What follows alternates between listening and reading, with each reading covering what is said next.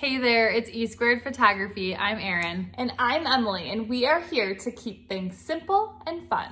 Today we're going to talk all about location scouting. This is something we always get asked about, so we want to let you in on some tips and tricks.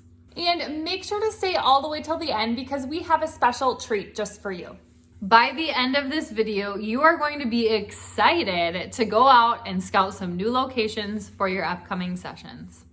And for the best photography tips and tricks, make sure to subscribe to our channel and hit the bell for notifications of future videos. All right, let's jump right in to location scouting and give you some tips and tricks. So the very first tip when it comes to location scouting, so when we talk about location scouting, we're basically talking about you are out, you are looking for new locations for your upcoming photo session. So that's what we mean by location scouting.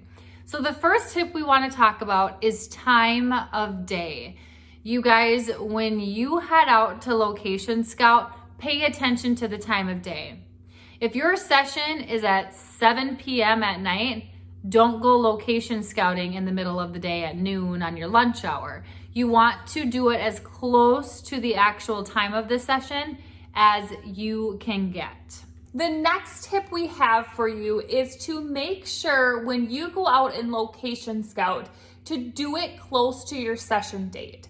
So let's say that your session date is in the fall sometime, the beginning of fall when leaves are changing color, if they change color where you're from, whatever it might be. But anyway, let's say it's then. Location scouting during the summertime at the location you're going to shoot at is not a good idea.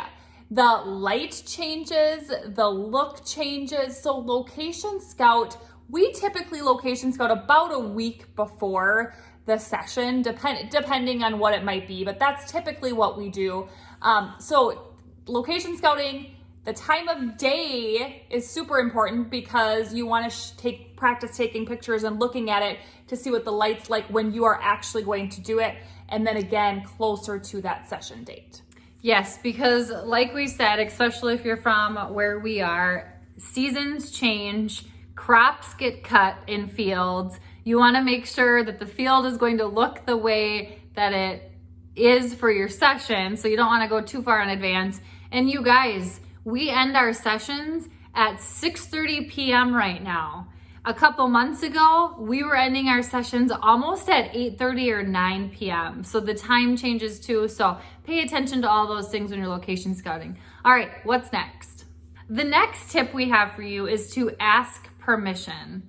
We feel it is extremely important to ask permission when you are going to be using somebody's space, land, stairs, whatever it might be. Ask permission. Most people are more than willing and flattered to have you use their location, or most people just straight up don't care, like whatsoever. And if there is a location that you are eyeing up that you absolutely love, ask, because you never know if they will say yes. So it's totally worth just asking. It's not going to hurt. But you also want to make sure you ask permission so you've done that up front in case they aren't okay with it as well.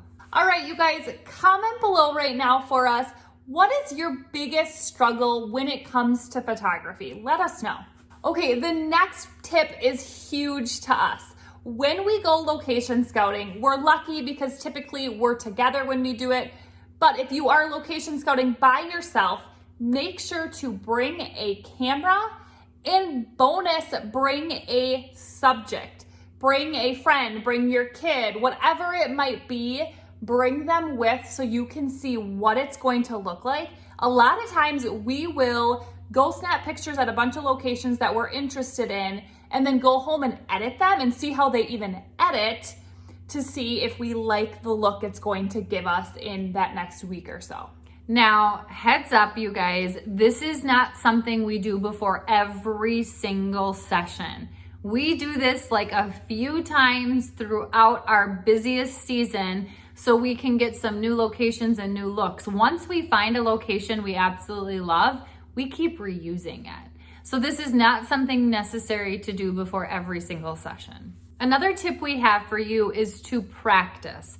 what we mean by practice is, for example, if you want those beautiful backlit sunset photos of a senior or a family or whatever it might be, practice during that time. Figure out where you want the client to be able to stand, where you should stand, how you can be covered up, so you are shaded a little bit, how that sun's coming into your lens, because it is extremely tricky when it comes to these types of photos, but it's better to practice rather than do it the first time, the day of the session. Another thing we ideally like to do is when we do go scout for locations is we like to do it on a sunny day, because then we can see where the shade might be and where sunspots might be and stuff like that. So it's super important to us to scout on sunny days. And Emily already touched on this next one, but editing. So go out and take a couple shots, go home and edit, see if you like it, see if it's an easy edit, because ideally that's the trick. We want our edits to be easy.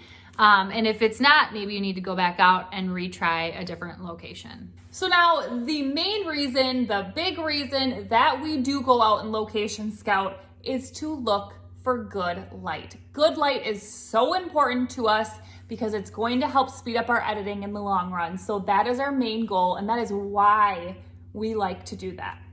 All right, you guys, comment below and tell us one takeaway so far that you will put into place when you're out location scouting next. Now, we hope that this video was helpful and it gave you some great tips for location scouting and why we feel it is so important to do.